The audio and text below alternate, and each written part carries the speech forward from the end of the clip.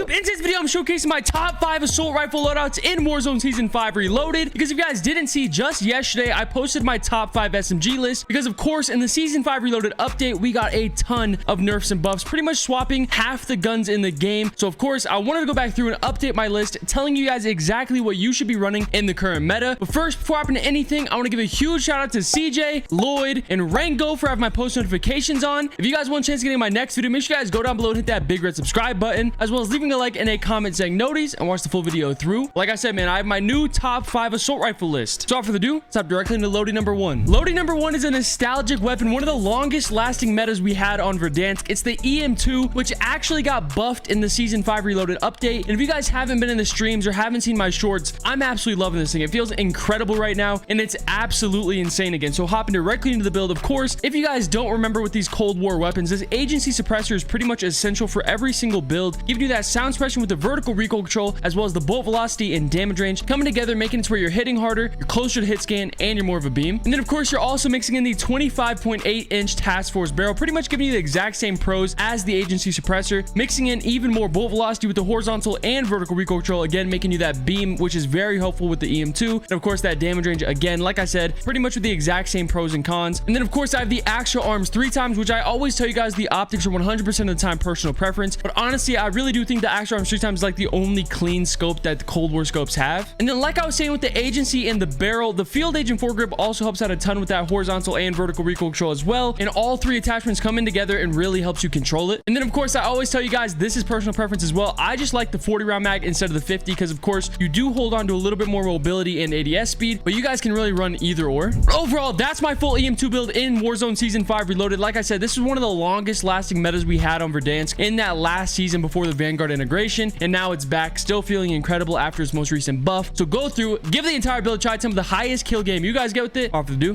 stop directly into loading number 2. All right, loading number 2 is actually the Automaton. I'm absolutely loving this thing as well. This thing has felt incredible since last season. Stopping directly into the build. Of course, it is a Vanguard primary, so you have the MX silencer, again giving you that horizontal and vertical recoil control, as well as the sound suppression and damage range coming together, making you a beam and making you hit harder. And then for the Automaton, you're also mixing in the ZAC 600mm BFA barrel, giving you accuracy, making you more controllable, as well as reducing the scope sway and gun bob. Again, another reason why this Automaton has absolutely no recoil. And then same thing as the EM2, the optics are 1000% of the time personal preference. You can literally run whatever you want here as long as you feel comfortable with it. But of course, as usual with these no recoil weapons, I love using the 3 to 6x scope. And then you have the Anastasia padded stock, again giving you the accuracy and recoil during sustained fire and the flinch resistance, making you a beam in every possible situation, even if someone else is beaming you. And then of course, this is also very self-explanatory. You have the M1941 hand stop, just giving you that recoil control, as well as the 75 round drum mag, just giving you the mag size. Of course, it is super helpful. It does slow you down a little bit, which isn't too noticeable. The Automaton feels pretty good around the map, but the mag size is always more than helpful. And then you have the length and ammo type, giving you that bolt velocity, getting you close to the hit scan. And then you have the hatched grip, again giving you that recoil control and flinch resistance. Just like the stock, I'm telling you guys, it makes you a beam in every situation, with tight grip for your perk 1 and on hand for your perk 2. But overall, this is my full Automaton build in Warzone Season 5 Reloaded. Like I've been saying a lot recently, I absolutely love the Automaton, and this honestly was my number 1 assault rifle before the update and even right after the update until I tried the EM2, but this is a very close number 2. So you guys got to go through it, give the entire build a try as well. Tell me the highest kill game you guys get with this one. More for the do, stop directly into loading number 3. Loading number 3 is another Vanguard assault rifle. It's the Cooper Carbine. I absolutely love this thing as well. It's disgusting. Stopping directly into the build. Of course, same thing as usual for almost every single Vanguard primary. You're going to have that MX silencer on, giving you the exact same pros and cons. And then you have the 22-inch Cooper custom barrel, giving you more accuracy, making you more controllable. Of course, that fire rate, letting you shred through people even faster, reducing the scope swing gun bob, making you a beam. And of course, that damage range as well, making you hit harder. And then I don't even have to explain this, but I have the SVT40 PU scope, which is a 3 through 6x, which is just an absolute beam on the 3 zoom or the 6 zoom. And then you have the Cooper custom padded stock, again giving you that accuracy and recoil during sustained fire, and of course that flinch resistance, again making you a beam in every possible scenario, even if someone else is beaming you, so you're not bouncing to the moon. And then you have the M1941 hand stop, giving you that recoil control, and the 9mm 60 round drum mag, giving you everything you need for the build with the recoil control and accuracy, helping out the build a ton. Of course, that fire rate mixing with all the other attachments on top of the base fire rate already has, so you're really shredding through people. Of course, that ADS speed making you more snappy, and that mag size, which is definitely more than helpful. And the length and ammo type mixing with the other attachments, giving you even more bolt velocity, again getting you close to the hit scan. And then again, just like the Automaton, you have the hatched grip, giving you that recoil control, and again that flinch resistance, with tight grip for your perk 1 and on hand for your perk 2. But overall, this is my full Cooper Carbine build. I'm telling you guys, for loading number 3, this thing is absolutely disgusting, and I feel like it has that high potential to be on somebody's number 1 spot. I mean, it just shreds through people, has no recoil, it's very easy to use. So you guys got to go through it, give the entire build a try as well. I'm telling you guys, this Cooper is disgusting. That's my loading number 3. We'll stop directly into loading number 4. Loading number 4, which is another no recoil Vanguard weapon, is the STG44. Hopping directly into the build, of course, you guys could probably guess it. It's just like the SMGs, how I have recoil booster on every single Vanguard weapon. I have the MX silencer on every single Vanguard primary. And then you have the VDD 760 MM05B barrel, giving you the accuracy, making you more controllable. Of course, reducing the scope sway and gun bob. Those two pros coming together, making you a beam. And then, of course, that damage range and bolt velocity, making you hit harder and getting you closer to hit scan. And then you have the VDD 34S weighted stock, giving you accuracy, flinch resistance, recoil control, and aiming stability, pretty much making you a beam in every different possible way, making it to where you are just locked in every single fight. And then, of course, you guys probably could have guessed it, I have the M1941 hand stop on, giving you that recoil control, with the 50 Garinko mag, giving you recoil control and accuracy, movement speed, ADS speed, and fire rate. Overall, coming together to where you're shredding through people faster, you're more snappy, you're moving around the map faster, which I absolutely love about the STG because the mobility feels fantastic, and of course, making you more of a beam. And then again, you have the length and ammo type, giving you that bolt velocity, mixing with the other attachments, getting you closer to hit scan. And then you have the hatch grip again for the 3rd build in a row with the exact same pros and cons, with acrobatic for your perk 1 and on hand for your perk 2. But overall, that's my full loadout number 4, the STG44. This thing is absolutely disgusting as well. Like I was saying, another Vanguard weapon with absolutely 0 recoil. So you guys got to go through, give this whole build a try. Tell me the highest kill game you guys get with this one as well. I'm telling you guys, disgusting loading number 4, but let's hop directly into loading number 5. Loading number 5 is the XM4 assault rifle from Cold War. I'm telling you guys, this top 5 list has definitely swapped up a lot since that season 5 reloaded update. Popping directly to the build, of course, is the agency suppressor, same as the EM2. I told you guys the agency is pretty much essential, kind of like the MX silencer. So you have sound suppression with a vertical recoil control, bolt velocity, and damage range, giving you the exact same pros and cons it did for the EM2. And then for the XM4, you have the 13.5-inch task force bro, again giving you that bolt velocity, horizontal and vertical recoil control, and that damage range, getting you closer to hit scan, making you way more of a beam, which really does help out on the XM4. And of course, that damage range, making you hit a little bit harder. And then, like I was saying with the EM2 as well, I feel like the Axe Arms 3 times is really the only clean scope I can run for these Cold War primaries, but you guys can always run whatever you want here. It's 100% personal preference. And then same thing as the EM2 as well. I feel like a lot of these things apply to both. You have the Field Agent foregrip, giving you that horizontal and vertical recoil control, which helps out a ton because these Cold War guns do have a lot of bounciness to them. And then for this build, I have the 60 round mag on, but I usually have the 45 round mag on. It's the exact same situation as the EM2 again. Of course, the 45 round mag does hold on to a little bit more ADS speed and mobility compared to the 60. We can really run either or. But overall, that's my full XM4 build and my loadout number 5. I'm telling you guys, my top 5 list has made a big swap up. I feel like I'm seeing a lot of other guns from different games hop back into the mix other than just those stupid Vanguard guns. They went back through and buffed and nerfed a ton of MW, Cold War, and all those guns. So it's good to see a big switch up. The XM4 is absolutely disgusting, and that's my loading number 5. But we do also have an honorable mention. And for the honorable mention, we have the M4A1 from Modern Warfare. I'm telling you guys, this thing is absolutely disgusting. And like I've said multiple times, I really feel like I'm seeing a big swap up in the meta